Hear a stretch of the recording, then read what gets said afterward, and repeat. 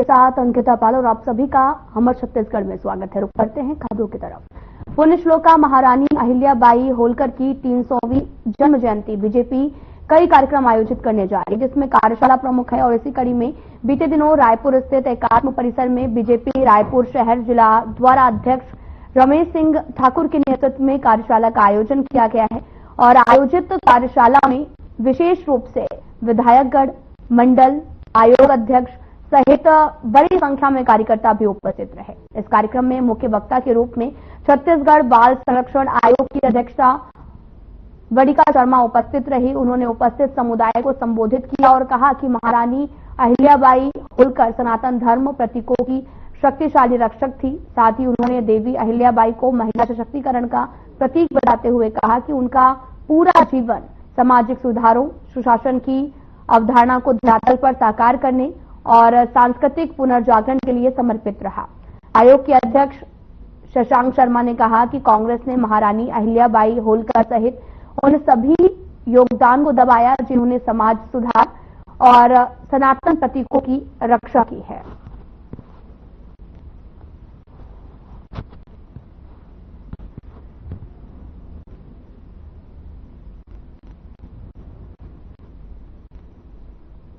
Dongargarh railway station अब चमचमाता हुआ hi tech station बन चुका है, जहां लिफ्ट, एक्सकलेटर, वेटिंग लाउंज और शानदार लैंडस्केपिंग समेत अन्य प्रमुख सुविधाएं हैं। प्रधानमंत्री नरेंद्र मोदी 22 मई को इस आधुनिक स्टेशन का वर्चुअल उद्घाटन करने वाले हैं, लेकिन इसकी चमक धमक के बीच में एक बड़ा सवाल भी उठ रहा है।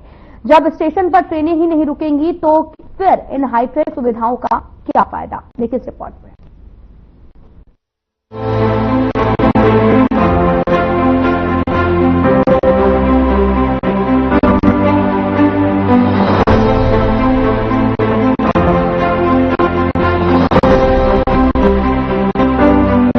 डोंगरगढ़ रेलवे स्टेशन को अमृत भारत स्टेशन योजना के तहत शानदार रूप दिया गया है।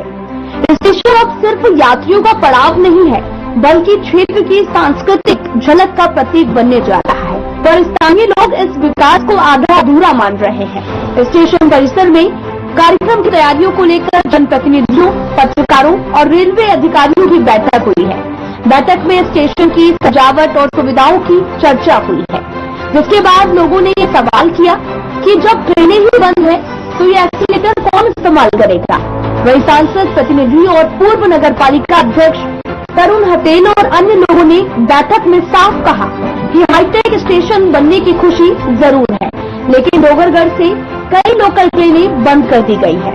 नौकरी पेशा वाले लोग, छात्र और देवी दर्शन के लिए आने वाले श्रद्धालु अब बसों में सफर करते हैं। साथ ही एक स्थानीय नागरिक ने भी कहा कि अगर ट्रेनें नहीं चलाई गई तो स्टेशन को मॉर्निंग वॉक के लिए खोल देना चाहिए।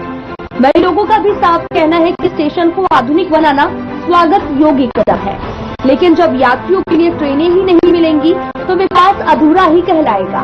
स्टेशन की चमक तभी सार्थक होगी जब वहां की आवाजाही की आवाज भी सुनाई देगी। जैसा कि आप सबको सर्वविदित है, 22 तारीख को माननीय प्रधानमंत्री जी के द्वारा डोंगरगढ़ रेलवे स्टेशन का लोकार्पण किया जाएगा।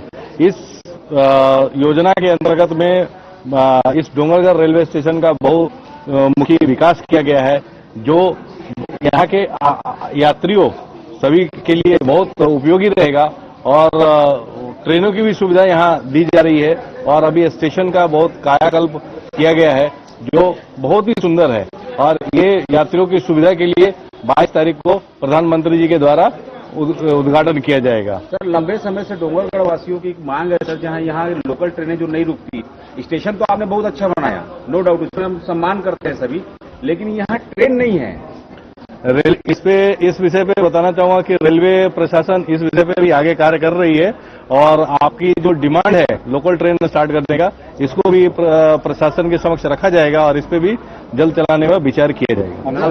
सर, वो भी बंद कर दी गई, वो भी चालू कराए जाएंगे जैसे समय रहेगा। रेलवे के अनुसार जो समय के अनुसार जो उनका दिनचर्या है उसके अनुसार चालू कराया जाएगा। सर, रेलवे प्रशासन आम जनता से क्या अपील करना चाहेगी? आम जनता से अपील यही हम लोग करना चाहते हैं कि ज्यादा से ज्यादा रेलवे का आप लोग सदुपयोग करें, क्योंकि रेलवे के उपयोग में न उनके पैसा कम रहता है बल्कि उनको सुविधाएं भी ज्यादा मिलती हैं। जैसे चलते हुए बस में आप प्रसाधन का उपयोग नहीं कर सकते, लेकिन चलती हुई ट्रेन में आप कर सकते हैं, है ना। और ये बुजुर्गों के लिए, बच्चों के लिए खास करके बहुत सुरक्षित साधन है। तो ज्यादा से ज्यादा हम विनती करते हैं कि रेलवे के द्वारा दिए गए रेल का उपयोग जनता करे। क्या आने वाले समय डूंगरगढ़ को जंक्शन बनाया जा सकता है? जरूर, बिल्कुल बनाया जा सकता है। मैं पद्मनाभ शास्त्री, वाणिज्य प्रबंध निरीक्षक, नागपुर। जैसा कि आप सबको विदित है कि अभी कुछ देर पहले एक सार्वजनिक हमारे गणमान्य नागरिकों का एक बैठक था। अमृत स्टेशन स्कीम योजना के अंतर्गत जो 103 स्टेशन है और उसका एक साथ जो है देश के यशस्वी प्रधानमंत्री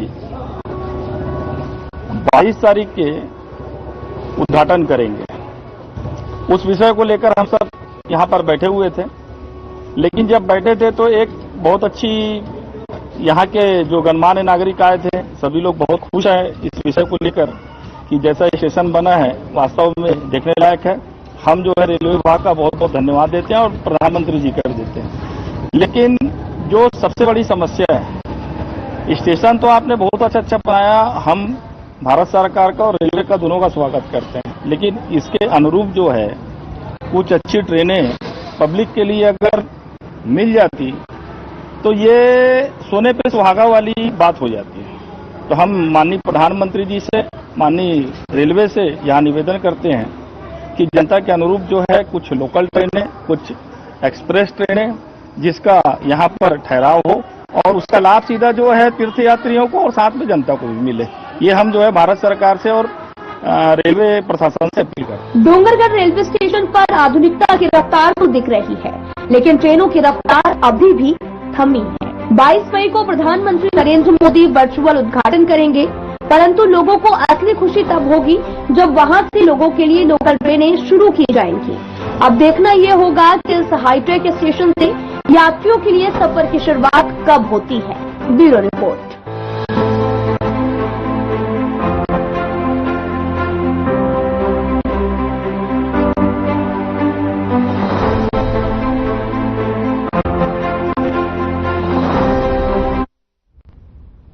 छत्तीसगढ़ बजरंग दल के कार्यकर्ता दुर्ग जिला मुख्यालय पहुंचे, जहां उन्होंने दुर्ग शहर में बढ़ते ध्वनि प्रदूषण और आपराधिक गतिविधियों के विरुद्ध ज्ञापन देते हुए शासन और प्रशासन से अनुरोध किया है कि दुर्ग शहर में लगातार ध्वनि प्रदूषण, नशे के कारोबार और आपराधिक गतिविधियों पर जल्द से जल्द रोक लगाए। साथ ही छत्तीसगढ़ बजरंग दल के द्वारा ये भी बताया गया कि पिछले दिनों दुर्ग शहर में 3 दिवसीय एक विशेष कार्यक्रम का भी आयोजन किया गया, जिसमें ध्वनि प्रदूषण के नियमों को अनदेखा करते हुए बड़े बड़े डीजे और हानिकारक रोशनियों का भी इस्तेमाल किया गया है, जो कि बुजुर्गों और दिल के मरीजों के लिए काफी हानिकारक होता है। इन सब नियम की अनदेखी करते हुए कार्यक्रम आयोजित किया गया, जिसका हम कड़ा विरोध करते हैं। साथ ही उन्होंने कहा कि प्रशासन से मांग करते हैं कि आगे अगर इस तरह की सभा पर प्रशासन रोक नहीं लगाएगा, तब छत्तीसगढ़ बजरंग दल द्वारा अपने तरीके से कार्य किया जाएगा।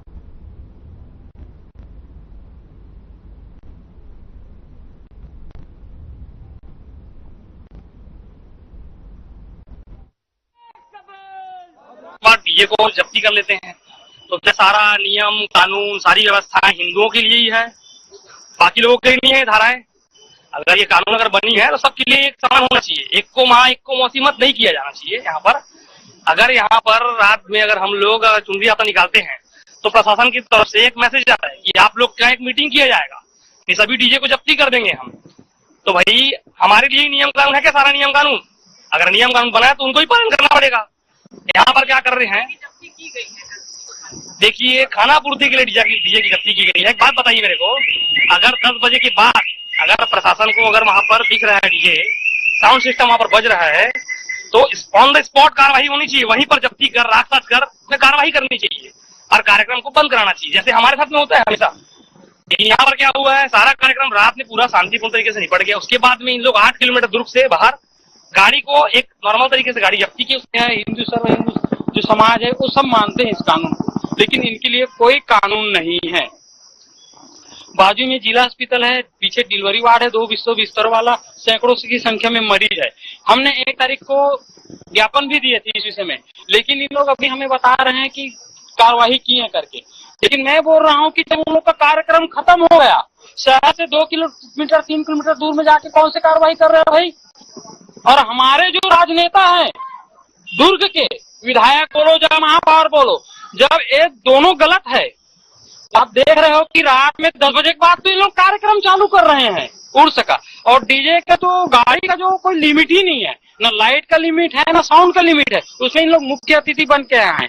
और हम चाहते हैं कि उर्स कमेटी के जो मुख्य वो है अध्यक्ष, उनके ऊपर भी कार्रवाई होना चाहिए। जो एसडीएम क्या परमिशन लेने का फॉर्म होता है उसमें स्पष्ट लिखा हुआ है कि आपको यातायात बाधित नहीं करना, नहीं तो कड़ी कार्रवाई होगी। अब 3 दिन 3 रात पूरी तरह से यातायात बाधित, तो हिंदुओं पे जो ये नियम कानून लागू होता है दुर्गा पूजा गणेश पूजा में, सही है, होना चाहिए, लेकिन फिर वो नियम सबके लिए होना चाहिए, सब पे लागू होना चाहिए। और अभी जानकारी मिली है कि इस उर्स कमेटी के जो अध्यक्ष है वो प्रकाश देश लहरा जी, जो कि एक हिंदू है। तो ये एक हाथ से ताली बजा के भाईचारा निभा रहे प्रकाश देश लहरा जी। उनको बोलूंगा, नहीं मैं उनको बोलूंगा कि हमारे मंदिरों में भी हनुमान चालीसा के कार्यक्रम होते हैं मंगलवार शनिवार को, जरा इन उर्स कमेटी वालों को ला के यहाँ पे दूसरे हाथ से भी ताली बजवाओ और इनसे भी हनुमान चालीसा गवाह दिखाओ। आप तो बहुत कव्वाली गा रहे हो और सुन रहे हो।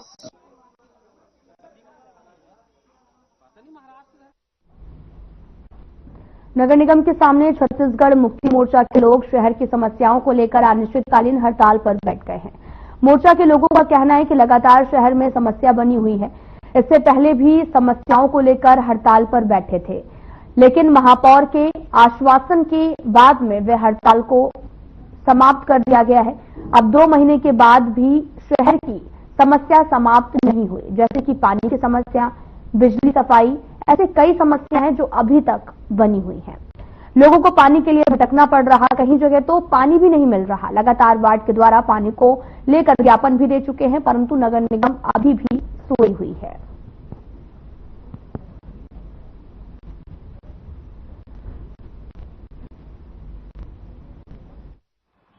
का मुद्दा वही पुराना है जो हम 40 दिन पहले हम शुरू किए थे, और 40 दिन पहले हमने नगर के पेयजल की व्यवस्था, साफ सफाई, नाली वाली साफ सफाई और कर्मचारियों को वेतन के संबंध में, एरियस के संबंध में रिटायर्ड कर्मचारियों को पैसा नहीं दिया गया है, 1-1.5 साल हो गया है, 1.5 साल से फंड का पैसा जमा नहीं हुआ है कर्मचारियों का, और ऐसे तमाम कोर्ट के आदेश का पालन नहीं हो रहा है, हाई कोर्ट के आदेश का।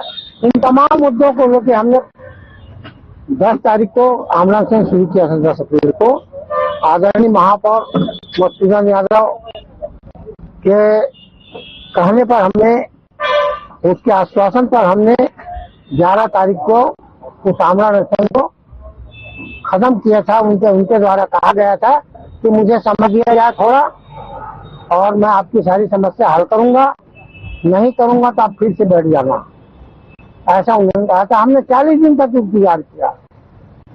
40 दिन इंतजार करने के बाद फिर हमने फिर से नोटिस दिया, 15 दिन में फिर नोटिस दिया। समस्या हल करने का कोई नामो निशान नहीं था। ये जो फील्ड में जो काम कर रहे हैं उन कर्मचारियों को पैसा नहीं मिल रहा है। आपको पानी पिला रहे हैं उसका पैसा उसको नहीं मिल रहा है, लेकिन यहाँ पे कार्यालय में जो बैठे उनको सबको पूरा तनख्वाह हर महीने मिल रहा है। यदि निगम के पास पैसा नहीं है तो इनके लिए पैसा कहाँ से आ गया? महापौर जी एक बार बोल रहे थे कि पैसा पेड़ में थोड़ी उगता रहता है, तो उनके लिए पैसा शायद पेड़ में उगता होगा ताकि उनको तनख्वाह मिल गया हो, दे रहा है हर महीना। और ये जो फील्ड में जो काम कर रहे कर्मचारी, उनके लिए पैसा पेड़ में नहीं उगा होगा, ऐसे लग रहा मुझे। दूसरी बात यह, जो कर्मचारी रिटायर हो गए हैं उनका क्या दोष? 1-1.5 साल से उनको पैसा नहीं मिला है, वो भी दर भटक रहे हैं, पैसे ये मोहताज हो रहे हैं। 5 महीने से इन कर्मचारियों को पैसा नहीं मिला। कोर्ट का जो आदेश है, हाई कोर्ट का आदेश है, उनका पालन नगर निगम द्वारा नहीं कर रहा है। आपस में एक दूसरे के बस समझ में नहीं आ रहा, समझ में, अरे हाई कोर्ट का आदेश समझ में नहीं आता, वकील से राय ले लिए होते, वकील की बात मान लिए होते, वकील समझा दिया होता। हमने उस हाई कोर्ट के आदेश को अंग्रेजी से हिंदी में भी करवा के दे दिया कि अब तो समझ जाओगे आप। नगर निगम के अधिकारियों को समझ में नहीं आता कि हाईकोर्ट का आदेश उनको समझ में नहीं आ रहा है, तो ऐसा कहना तो बाबा सोचनी बात है। हम उनको हिंदी में करवा के दे दिए, तब तो समझोगे आप, तब भी उसका कोई हल नहीं है। प्रेम नारायण वर्मा, छत्तीसगढ़ मुक्ति मोर्चा उत्तर। शरण तिहार के तीसरे चरण के दौरान मुंगेली जिले के लोरमी विकासखंड के सुदूर और दुर्गम ग्राम बिजरा कछार में आयोजित समाधान शिविर में पहुंचे सीएम विष्णुदेव साय। घने जंगलों और पहाड़ियों के बीच में बसे इस इलाके में पहली बार सीएम का आगमन होते ही ग्रामीणों में जबरदस्त उत्साह देखने को मिला है। साथ ही आपको यह भी बताते चले कि ये इलाका आदिवासी और बैगा विशेष पिछड़ी जनजाति बहुल का है, छत्तीसगढ़ की सीमा पर स्थित है।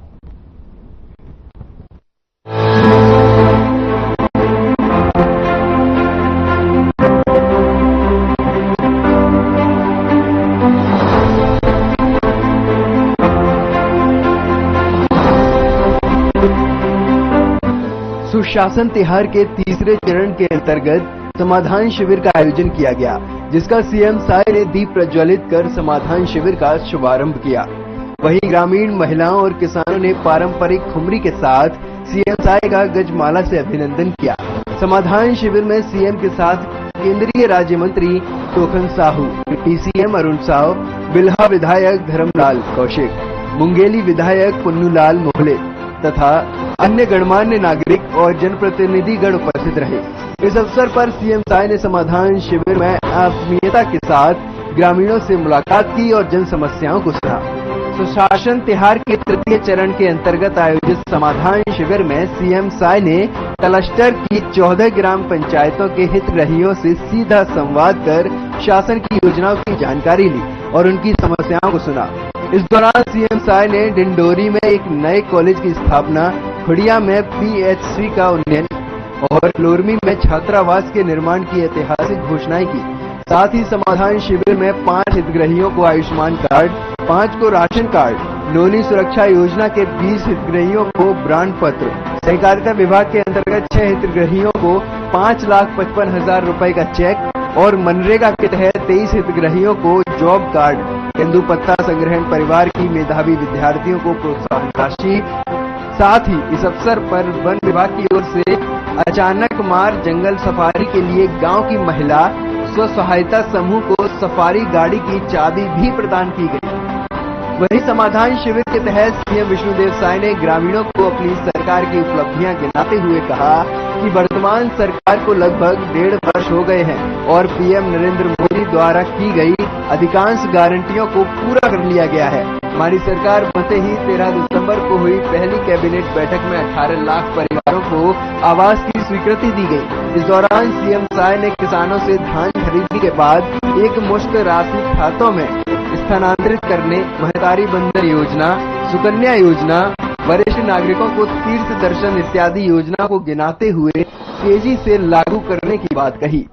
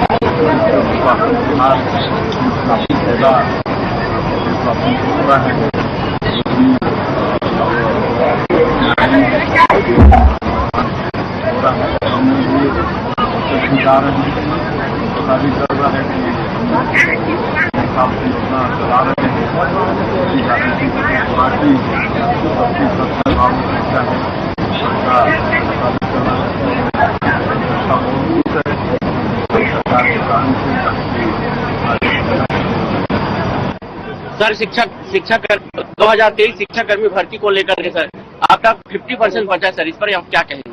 1.5 साल से नक्सलवाद के साथ हमारे सुरक्षा बल के जवान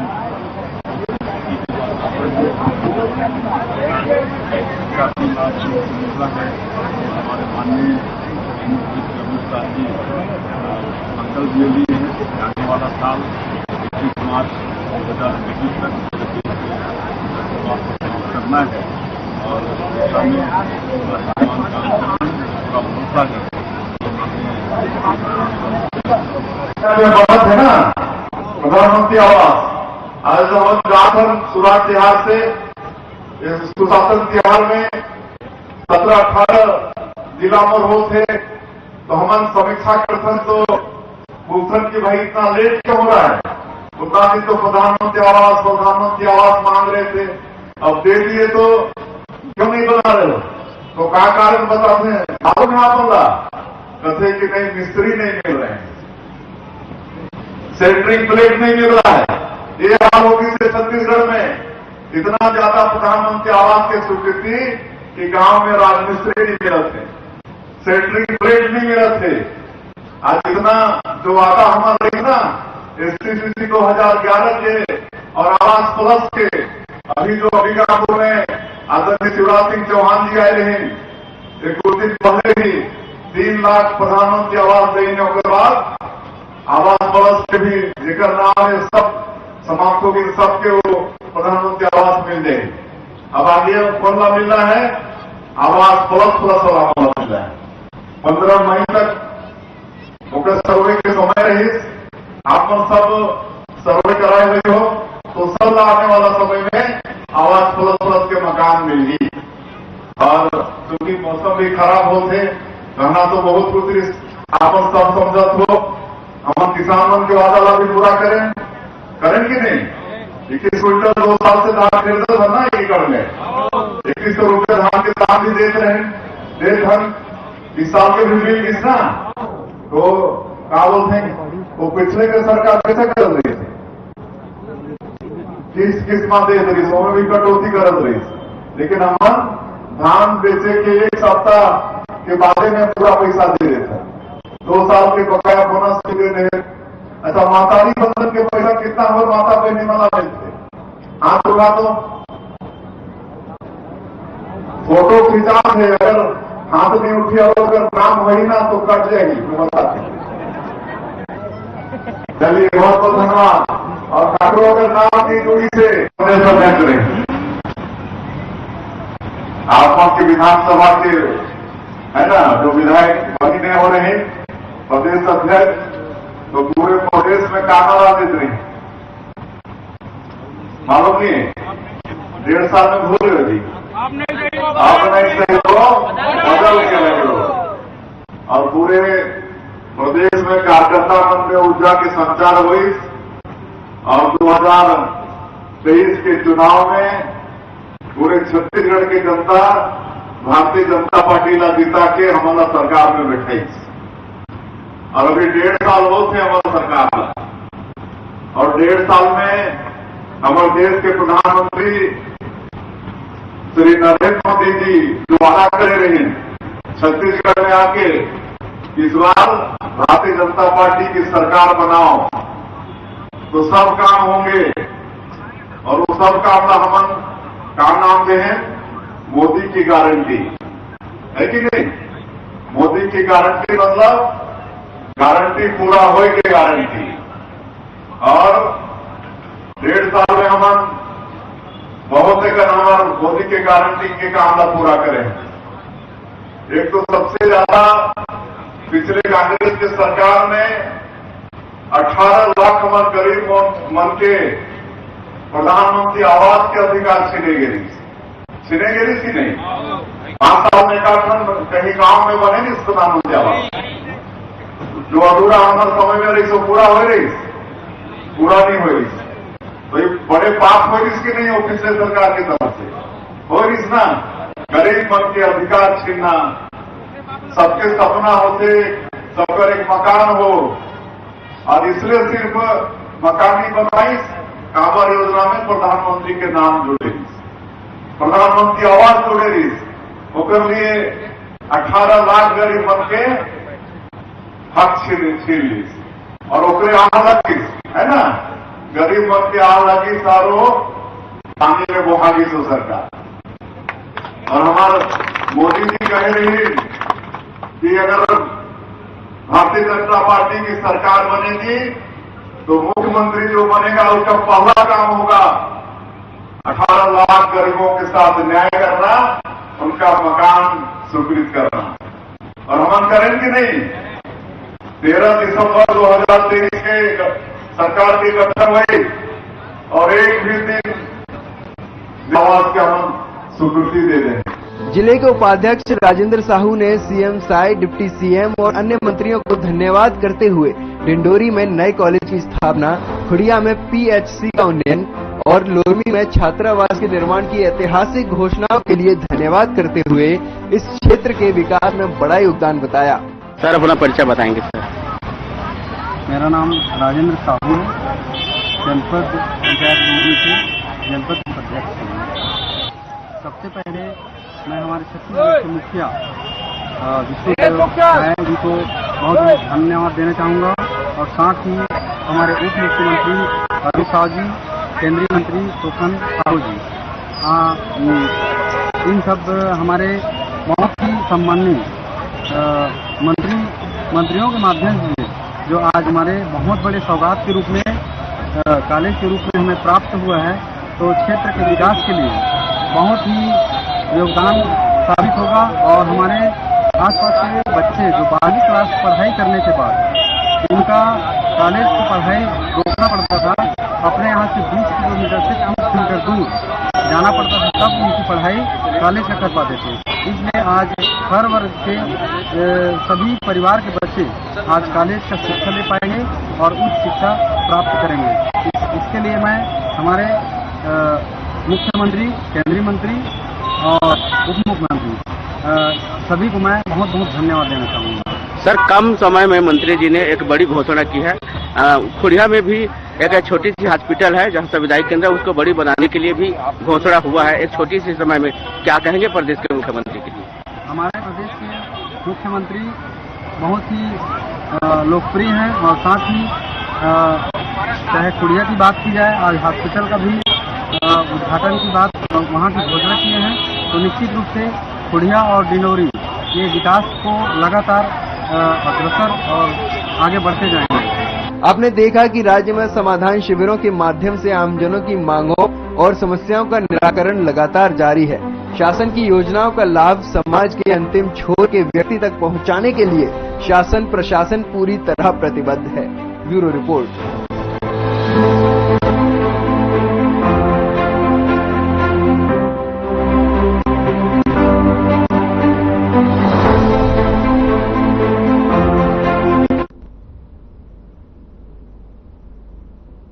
फिलहाल बुलेटिन में इतना ही। नमस्कार।